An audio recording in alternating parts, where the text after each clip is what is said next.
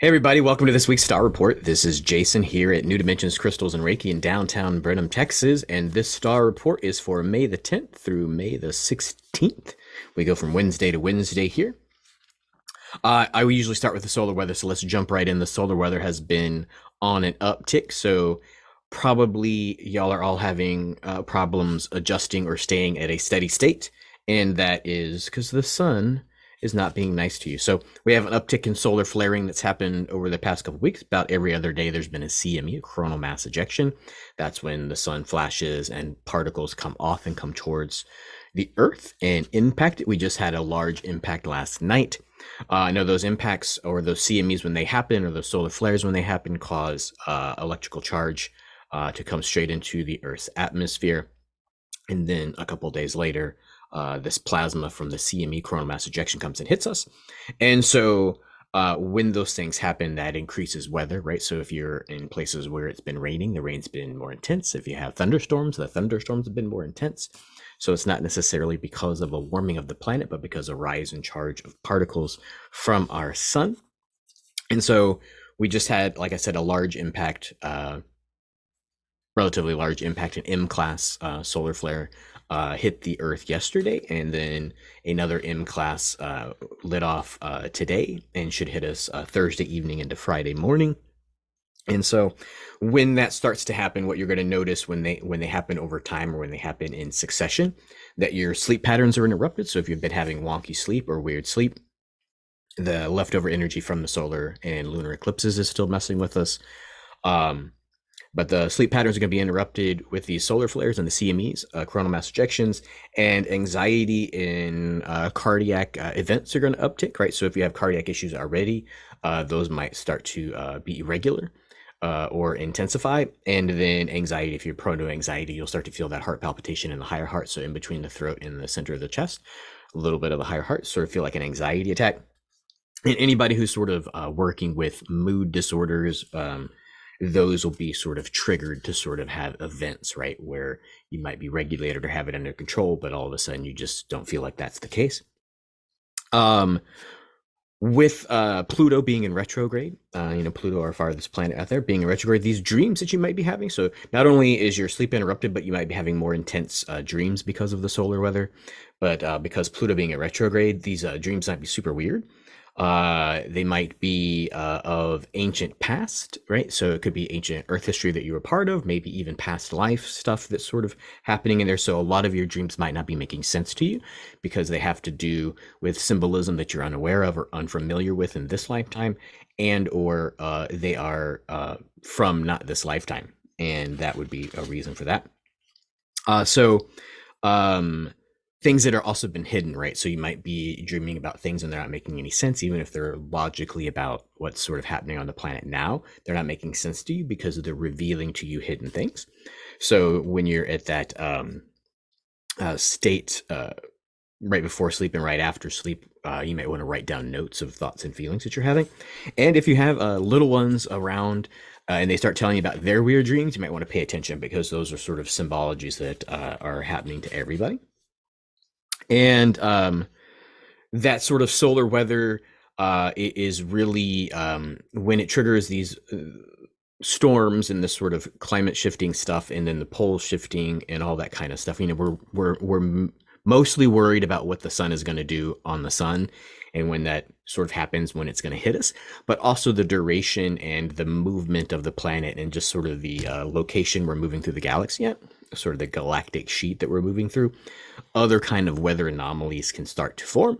And so one thing that sort of came out is a report from one of the guys that I check out on solar weather, is that the Beaufort Gyre, which is this large ice thing, is shifting or stabilizing. And what that happens is usually it dumps a lot of fresh water into the salt water into the Atlantic. And this is the scenario Day After Tomorrow movie kind of stuff. And so if you sort of pay attention to that, what this solar weather will probably trigger is not fires per se, but a generalized cold or cooling of the climate. So if you're a prepper, then you probably want to prep for cold weather. not necessarily hot weather. And that's where a lot of people might not be prepping correctly if you are prepping. So that leads us into the solar, or not the solar, the astrological report. So that's just something to sort of pay attention. That's something to keep in the Rolodex behind if you're planning on having a bug out bag along with the food and stuff. You want to have cold protection, right? So blankets, winter boots, snowshoes, baby. Wednesday, 5:10. After the eclipses, today we're feeling ready to sort of move forward, right? All these eclipses, we felt all this extra cosmic energy flowing in, and that was sort of saying, hey, we're feeling overwhelmed. These things are these things are sort of happening to us one after the other, or we can't really catch our breath. It's almost like we've been swimming through the current and we want to take a rest, or we want the effort to sort of pay off, right? Allowing all this energy to flow through us. We want that energy to pay off. And so we're ready for these energy upgrades to have meaning. And how many of you, the sort of saying to pay attention to, because you might be getting frustrated with that right now, that, oh, all this energy happened. Now, why isn't my life better? How many of you, mostly it's going to be a physical upgrade, right? So that you can do better, right? So it's still going to take effort. But how many of you recognize when your phone gets an update from the cloud and says the operating system is now blah, blah, blah, and this and this and that bug is fixed? How many of you can actually tell that your phone's working better or faster or clearer, right? And so that's the kind of energy, right? So you should still keep working hard towards your goals with this energy, because the software or the physical form has upgraded, but it still needs a user, right? So you still need to put your consciousness into all these efforts that you're doing to sort of decide what it is that you want to grow, to move on. And of course, Mercury is still in retrograde. That's going to be messing, in addition to you trying to figure out how to integrate all this energy from the solar and the lunar eclipse and the eclipse season, travel, relationships, communication, with this extra weather too, sometimes in the solar weather, that also affects the speeds of your internet, right? So if you're an online worker or an online space, your speeds might be slower, and that might be affecting your ability to work, and that might be also further frustrating what's going on. Today, Saturn is influencing the planet, almost like a maps app, right? So with Mercury being about travel, right? Saturn is sort of like mapping, like, what is your spiritual potential? What are you working towards? And so, when you sort of like look at the whole route on the app, and it's got the little line drawn to your destination, that's what Saturn's doing. It's really sort of highlighting the thing. What you're supposed to be doing with the energy that you can sort of focus on today is hitting start route. So that you can start to move down that path, right? And then, of course, you got to move that path, right? You can't just hit start route and then not drive your car, right? But eventually, be like, hey, turn right, and I'll keep saying turn right, or get onto this road so we can start the route. So that's just the energy of today. Oh, just the energy of today. Tomorrow, Thursday, May the 11th, will be the day that the moon is closest, right? The moon goes in an ellipse, kind of, or to and from, I can't even tell it, to and from, now I'm out of focus. To and from, I'm gonna stay out of focus. That's weird. I gotta do that again. Hey, I'm back here. That is ridiculous. What kind of stuff is this? I'm just gonna, there's me. Okay. I'm back. Hey, Mercury Retrograde. I like it when there's examples in the show of things that I'm supposed to have. I'm supposed to be well put together, and none of these things happen to me. All these things happen to me. I just happen to have a nice, concise little window where I can sort of tell you about what is going on. So Thursday, 5/11, the moon is closest all month, right? So like I said, it goes back and forth. I'm not going to do that with my finger again. Obviously, that makes my camera go wonky. And so this just illuminates the 3D patterns. But your consciousness still needs to sort of progress towards this higher dimensions, right? So Saturn's lit the path, right? So it's how we're going to move here in 3D, like what's the next step here.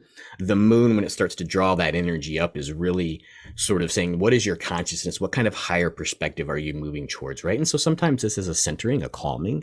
Sometimes this is a being able to deal with all the symptoms that you might be having because of the weather, because of social or mental I don't say disorders, but maladies, things that are happening to you, right, that you sort of have to deal with on a regular basis, whether that's medication, diet, or whatever, you just sort of manage to keep all those things. This is like, what's the higher perspective? What are you working towards? What is your consciousness moving towards? And so this is still on Thursday. Neptune is also combining to help you see what it is, the truth, right? So what's BS? What do you need to focus on, right? There is all these trends and fads, and there's several of these channels, like myself, that sort of tell you what's going on, but like what's important, what's true, what's not true. And then the harder thing, or the discernment part, that the with the moon and Neptune together is like, what's true for you, right? Just because it's working for everybody else, or everybody else is going along, I think doesn't necessarily mean it's your path, right? So if you're trying to be an online coach, if you're trying to be a shaman, if you're trying to be better at your career because this person or that person, or you went to this seminar, the likelihood that you're going to be exactly like that, or that is your path, is probably slightly different, right? So this is the energy which is going to tell you, are you working toward an unreasonable goal, or are you working towards somebody else's goal, right? And so a lot of this energy that's come in is really activating you to give you the attunement and all the tools for what you need to do. And so you need to take a inventory Thursday about, do all these tools match with what my mind has been telling me is my goal, or is it something different? And so it could be, you can still keep going down the same path, right? It's just sort of like, maybe you should be paying attention that path is veering, or that there's a separate path which might be higher, right? Higher in consciousness, higher in income, higher in joy, all that kind of stuff. Neptune's going to help you sort of figure that out with all this energy that's occurring on Thursday, right? And so also Thursday, that solar flare is going to be coming in, so pay attention to that. Which leads us into Friday. Friday, May the 12th, the moon is waning, right? So getting darker, getting smaller, back towards new moon, right? And so it'll be halfway there on Friday. Beginnings are on the way, right? So all of the stuff that we just talked about for the last 2 days and the energy of the eclipses, Friday is the day to start. So if you haven't hit start journey, if you haven't made any moves, made any actions, then Friday's the day where the cosmos is most prevalent, or allowing for you to do that. Of course, that will move and intensify up until the new moon, because we got new starts or new moons. And also on Friday is yours truly's birthday, and that's a little over 4 decades ago. I've been here so long. I'm so ancient, but it was a great cosmic event, and I'm glad it happened. So that is also Friday, May the 12th. Saturday, May the 13th, we're still in the Taurinian stellium, right? And so Taurinian stellium is signs that are in Taurus. And so what we have in Taurus is the sun, the moon's north node, Uranus, and Mercury. Right, Mercury's currently in retrograde, and will be in retrograde until the 14th. And so that energy of the stellium, alchemically, right, you should be feeling like right in the back of the neck. A lot of this energy with the solar flares and stuff is going to be triggering that, or increasing the intensity of that. And so some of you might be suffering, if you suffer from it already, migraines out of nowhere, or migraines in general, but that doesn't have to be, but that might be a symptom. So don't give yourself a headache thinking, I should be having a headache because of this energy. But this Taurus stuff is really how we manifest our conscious reality, our highest hopes, our dreams, our soul contracts into this physical reality. And so all of that stuff is happening in the stellium. And so we have the sun, which is an active energy. The moon's north node is about this life, right? So it's taking all of our skills that we might have learned in other lifetimes, or things that we've sort of picked up from learning or meditating from the cosmos. Maybe you've even done some psilocybin. You're supposed to manifest or integrate that energy into a life of this now. That's the moon's north node. And then Uranus is really about being limitless, right? And so this energy is really taking off the brakes, right? Not necessarily about going about speed, but we always, and myself included, sort of factor in, what's my skill set, what's my age, what's my obligations, what's my money, how can I do this? Given the things I know about myself now, I think here's my potential. But really, Uranus is really saying your potential is unlimited. So stop limiting yourself and allow the universe to give you the gifts that you're asking for. And so I'm always needing to remind myself of that. And then, of course, Mercury is about communication, about movement, about travel, right? And so Mercury being in Taurus, right? Sometimes y'all are all considering, not all, sometimes you may be considering, when Mercury is in Taurus, upgrading your car, upgrading your house, moving locations. Those are all energies that the cosmos is working with you, if that is a choice that you make, right? And so sort of pay attention. Are you moving those places because you've limited yourself, or are you using Uranus to say, I'm unlimited, and so I am moving these places, not like I'm stuck or limited in this place that I currently am and I need to get out of it. So those are some energies of that. Sunday, May the 14th, gets us into Mercury starts to go stationary, right? So when it's going retrograde, it's got to sort of pause before it goes back the other direction, goes direct. And so that's going to be Sunday, right? So that's a energy release time, sort of prep time. It's a whole lot of in-between time. How about that? And then we get May the 15th, Monday, Mercury finally goes direct, or starts to be noticeably direct. And so that's going to give you, over this Mercury retrograde last 2.5, 3 weeks, what did you learn, right? And of course, we had the solar and lunar eclipses around that time too, right? So we're at the end of our eclipse window, right? So there's a post-eclipse season window, and then there's a Mercury retrograde. So you're going to have all that stuff flash up. What did you learn? Who are you? Why are you here? All of these things are become clear or more clear on the 15th, which leads us into a sort of 2 to 3 week period afterwards, Tuesday, May the 16th, where the answers sort of begin to become evident, right? What are you? What got upgraded, right? So sometimes, like we talked about all these downloads and the sort of cell phone reference, sometimes we don't know our phone's done new things, or apps disappear, or when you load an app that you haven't been on in a couple days, and all of a sudden the icons are different colors and things are in different spaces, and you're like, oh, what's this, right? So it's just sometimes you might get that understanding on Tuesday, like this feels different and awkward, but what it is just a better functioning, right? And so think of the universe as a great AI, but probably better than an AI. But what it does is it sort of takes into all the account of how you would function best, and it downloads an operating system for that, not necessarily something that is familiar or comfortable that you've always been functioning as, right? And so I get annoyed when my apps are different. I've been here for 4 decades. I'm so old, I get annoyed when things change. So that kind of idea that it's going to be easy and you're going to get better and better at using an application or a way of living, and then it's going to stay that way forever. That's really the change that sort of happens, or that you'll notice on Tuesday. And so all of this stuff is for your own good. The universe is working in your favor, and the universe is working smarter than everything resisting it, right? So your own self-consciousness, your own limitedness, the culture's continued advance against your sovereignty, against you being solitude or having an identity or an opinion that is different than the group, right? And so this is, what is the group turning into? Is the culture going to survive? Like, our bank's going to be here, our business is going to be here, our job's going to be here, or the computer is going to take over like Terminator, right? All that stuff is a diversion, because the universe is working, because you're a divine eternal soul that's never going to die, in your favor for your highest good. You just have to work with it and allow it to happen.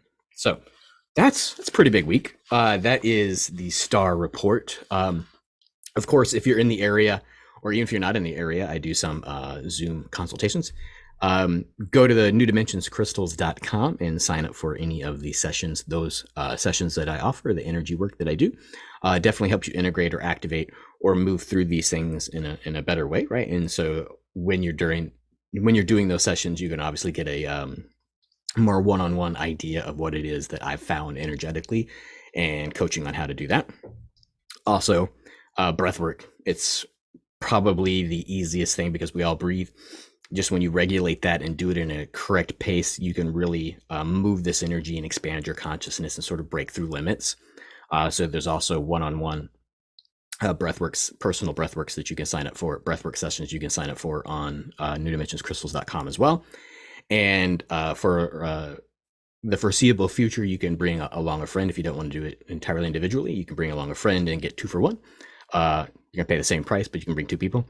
And so go ahead and pay attention to that if that's something that's speaking to you. You want to do breathwork. We do elemental rhythm breathwork here at the shop. And so go ahead and look into that. I think that is everything I have for you. That is the star report for May the 10th through the 16th. And I'm Jason. Until next time, many blessings.